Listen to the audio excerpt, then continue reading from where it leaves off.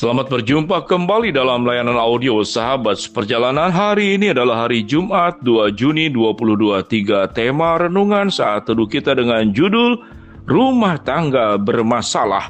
Rumah tangga bermasalah. Firman Tuhan terambil dalam Amos 7 ayat yang ke-17. Sebab itu beginilah firman Tuhan, istrimu akan bersundal di kota, dan anak-anakmu laki-laki dan perempuan akan tewas oleh pedang. Tanahmu akan dibagi-bagikan dengan memakai tali pengukur. Engkau sendiri akan mati di tanah yang najis, dan Israel pasti pergi dari tanahnya sebagai orang buangan. Mari kita berdoa. Bapa yang di dalam surga, tatkala kami melihat apa yang terjadi dalam kitab Amos, sebuah kitab tentang hukuman Tuhan yang terjadi kepada orang Israel kerajaan utara karena mereka tidak taat kepada Tuhan, yang berdampak kepada rumah tangga yang berantakan. Dalam nama Tuhan Yesus kami berdoa, amin. Shalom sahabat seperjalanan yang dikasihi Tuhan. Kalau kita berbicara mengapa sebuah rumah tangga bisa berantakan, bukankah Tuhan merancangkan sebuah rumah tangga yang indah? Bukankah Tuhan ada hadir menjadi kepala keluarga di dalam sebuah rumah tangga? Mengapa rumah tangga itu bisa bermasalah? Sebelum kita belajar tentang kitab Amos, mari kita belajar tentang memahami mengapa rumah tangga bermasalah. Kita tahu di dalam dunia ini ada yang namanya itu hukum sebab akibat. Sewaktu seseorang itu taat kepada peraturan lalu lintas, maka dia akan terhindar dari berbagai macam kecelakaan. Namun tatkala seseorang ada di dalam lingkungan lalu lintas, berkendaraan, berjalan kaki, menyeberang jalan, tidak mengikuti aturan-aturan yang sudah ditetapkan, maka berkemungkinan akan terjadi berbagai macam kecelakaan. Sahabat seperjalanan, rumah tangga pun sama. Sewaktu Allah sudah merancang rumah tangga, tatkala setiap anggota itu taat kepada aturan-aturan Tuhan, membangun rumah tangga berdasarkan tanggung jawab yang harus diemban oleh setiap anggota keluarga dengan sebaik-baiknya, menjalankan perannya dengan sebaik-baiknya, maka rumah tangga akan berpotensi rumah tangga menjadi baik-baik, rumah tangga menjadi rukun, dan rumah tangga menjadi bahagia. Apa yang terjadi dalam kitab Amos? Amos adalah seorang nabi, dan dia adalah seorang penggembala, dia seorang pemetik buah dari desa Yudea. Dia tidak berpendidikan tinggi, namun dipanggil Tuhan untuk berbicara kepada tetangganya, yaitu kerajaan yang di utara, yaitu yang ada di Israel.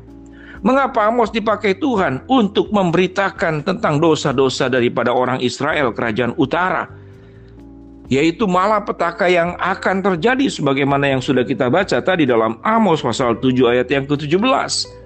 Mengapa mereka berbuat dosa? Karena orang Israel menyembah berhala, orang Israel itu hidup dalam keserakahan, orang Israel melakukan korupsi, orang Israel melakukan penindasan kepada orang-orang miskin dan orang-orang yang terpinggirkan. Ini dosa yang luar biasa.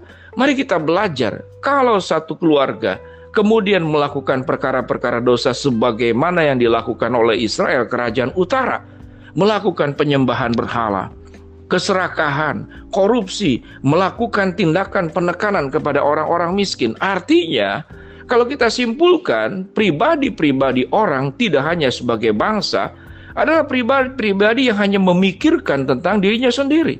Bayangkan, dalam satu keluarga memikirkan dirinya sendiri, dan seluruh bangsa Israel punya kecenderungan melakukan perkara yang sama. Maka apa yang terjadi? Alkitab mengatakan yang terjadi sebab beginilah firman Tuhan, istrimu akan bersundal di kota.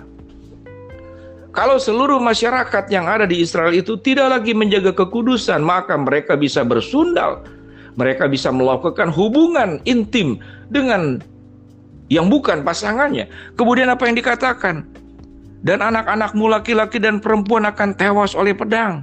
Tanahmu akan dibagi-bagikan dengan memakai tali pengukur. Engkau sendiri akan mati di tanah yang najis, dan Israel pasti pergi dan tanahnya sebagai orang buangan. Sahabat seperjalanan yang dikasihi Tuhan, Tuhan merancangkan semua yang baik. Bayangkan, kalau dunia ini, bangsa ini diisi oleh orang-orang yang hidupnya serakah, orang-orang yang hidupnya hanya mengumbar hawa nafsu, baik hawa nafsu seksual, hawa nafsu keserakahan, hawa nafsu akan kepada jabatan, hawa nafsu hanya memikirkan dirinya sendiri, maka tidak ada lingkungan yang aman. Kalau kita memahami satu desa, satu daerah tertentu yang bisa terjaga dengan baik, masyarakatnya rukun, kompak, saling jaga, saling melindungi, saling berbagi, maka itu akan menularkan sebuah keteladanan kepada satu keluarga, kepada keluarga yang lain. Bayangkan kalau dalam sebuah masyarakat punya pola hidup yang dalam keberdosaan sebagaimana dijelaskan tadi, maka apa yang terjadi di dalam ayat 17 itu benar-benar akan terwujud. Istrimu akan bersundal di kota, anak-anakmu laki-laki perempuan akan tewas oleh pedang, tanahmu akan dibagi-bagikan dengan memakai tali pengukur, engkau sendiri akan mati di tanah yang najis, dan Israel pasti pergi dari tanahnya sebagai orang buangan. Tanah yang dimilikinya pun akan dirampas oleh orang lain, karena negara itu diisi oleh orang-orang sebagaimana dijelaskan tadi. Perbuatan-perbuatan dosa, perbuatan-perbuatan jahat dari satu orang, kemudian berkelompok secara kolektif. Kalau itu terjadi kepada satu masyarakat yang mayoritas seluruh masyarakatnya berbuat seperti demikian, sungguh menakutkan kita tinggal hidup di tempat yang seperti demikian. Bahwa Allah menciptakan dari alam semesta, dari mulai penciptaan, adalah semua dalam kerukunan, semua berada pada tempatnya, semua melakukan pada porsinya, semua melakukan kewajibannya. Karena Alkitab sudah memberikan tuntunan bagaimana seseorang bisa menjadi ayah yang baik, bagaimana seorang istri bisa menjadi istri yang baik, bagaimana mereka menjadi orang tua yang baik, bagaimana anak-anak pun bisa menjadi anak-anak yang baik, dan bagaimana satu masyarakat pun menjadi masyarakat yang baik. Kerusakan terjadi bukan karena Tuhan yang berbuat, bukan karena Tuhan yang merancang, karena perbuatan Tuhan yang baik dan rancangan Tuhan yang indah dirusak oleh manusia sendiri. Kalau kita menginginkan bagaimana rumah tangga itu tidak bermasalah, kalau kita menginginkan bagaimana rumah tangga itu menjadi rukun, kalau kita menginginkan bagaimana rumah tangga itu penuh dengan sukacita dan kebahagiaan, maka kita harus mengikuti aturan-aturan yang sudah Tuhan buat. Sebuah rumah tangga yang dibangun di atas kasih, maka dia akan memikirkan kebaikan orang lain daripada memikirkan kebaikan diri sendiri. Satu rumah tangga yang dibangun di atas keadilan, maka tidak akan melakukan tindakan-tindakan diskriminasi. Satu rumah tangga yang dibangun di atas kerja keras dan kerajinan, maka seluruh pekerjaan dan tanggung jawab yang ada bisa terjadi saling mendukung, bukan saling melempar, bukan saling menyalahkan. Maka rumah tangga yang itu akan indah. Jadi siapa sesungguhnya yang membuat rumah tangga bermasalah? Siapa sesungguhnya yang membuat rumah tangga itu berantakan? Dan siapa yang membuat sesungguhnya rumah tangga itu tercerai-berai? Yaitu kita sendiri. Setiap kita masing-masing akan terjadi perkara yang sama. Kalau pembunuhan dalam rumah tangga, bukankah itu terjadi? Karena rebutan warisan, karena sakit hati, karena ketidaksetiaan. Seorang wanita, seorang istri dalam kelemahan fisik yang kalah tentu dengan suaminya bisa membunuh suaminya. Seorang anak bisa membunuh orang tuanya. Dan orang tua pun bisa membunuh anaknya. Beberapa waktu yang lalu saya melihat di TikTok bagaimana seorang ibu memberikan racun kepada makanan buat anaknya sendiri. Entah apa alasannya. Namun ini seorang ibu yang mengalami sakit mental, sakit kepribadian, tentu juga sakit kerohanian. Bagaimana mungkin seorang ibu punya niat untuk meracun dan membunuh anaknya sendiri? Semuanya itu karena mengapa? Karena mereka tidak taat dan kepada aturan yang sudah Tuhan buat.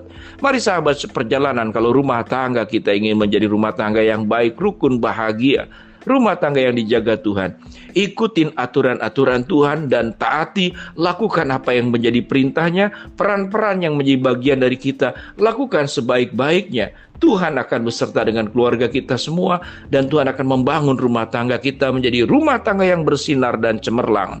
Mari kita berdoa. Bapa dalam surga, inilah kebenaran firman Allah, biarlah kami boleh bertumbuh menjadi keluarga yang baik. Hamba-Mu berdoa buat sahabat seperjalanan yang sakit, Tuhan jamah sembuhkan. Sahabat seperjalanan yang sedang menghadapi masalah, Tuhan bukakan jalan. Sahabat seperjalanan yang sedang berdoa mengharapkan sesuatu, Tuhan kabulkan dengan cara dan waktunya Tuhan. Dalam nama Tuhan Yesus kami berdoa. Amin.